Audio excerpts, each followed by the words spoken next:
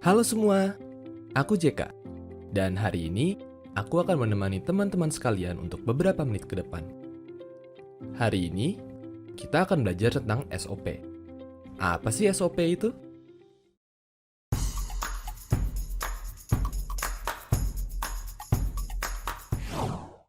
SOP sendiri merupakan singkatan dari Standard Operating Procedure, atau lebih dikenal dengan bahasa Indonesia sebagai Prosedur Operasi Standar.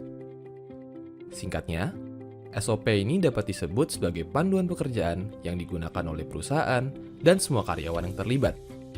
Sekarang, yuk kita pelajari lebih lanjut tentang apa sih SOP itu. Para ahli memiliki definisinya masing-masing tentang SOP.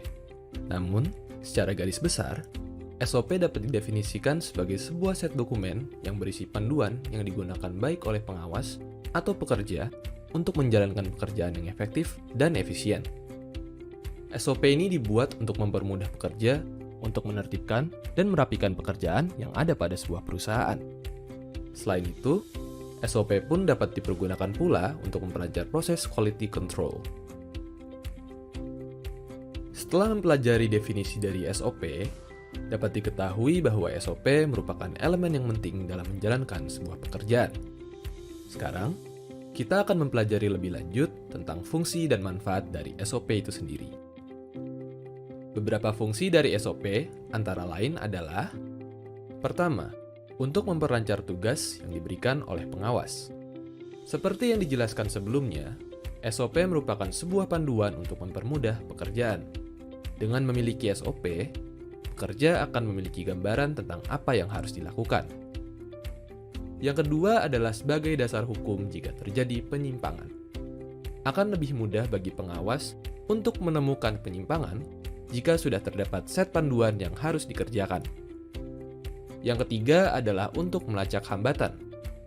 Sama seperti sebelumnya, pengawas dan pekerja akan lebih mudah untuk menemukan dan menyelesaikan masalah jika terdapat set panduan yang harus dikerjakan.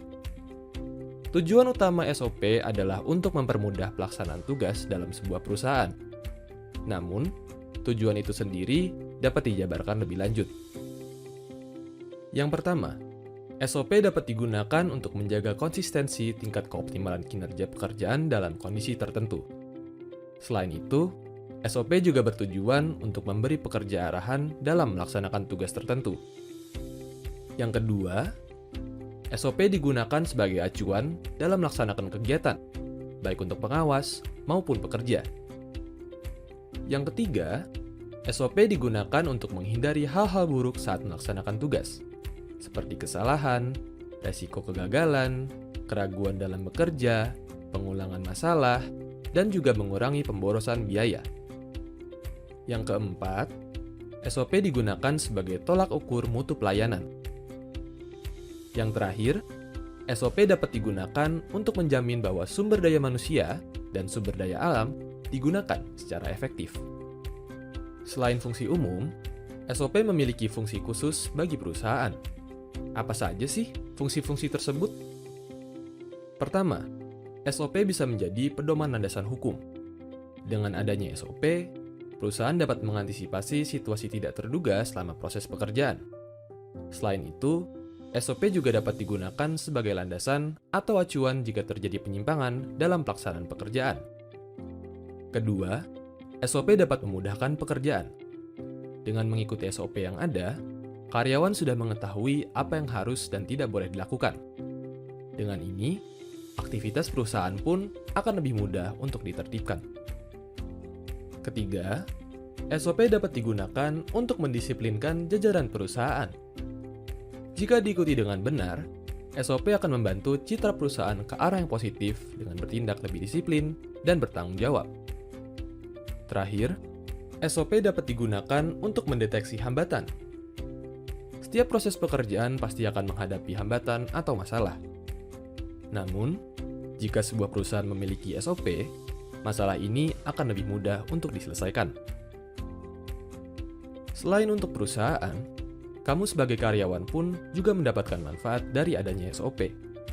Apa saja sih manfaat itu? Pertama, karyawan dapat bekerja lebih mandiri tanpa adanya intervensi atasan.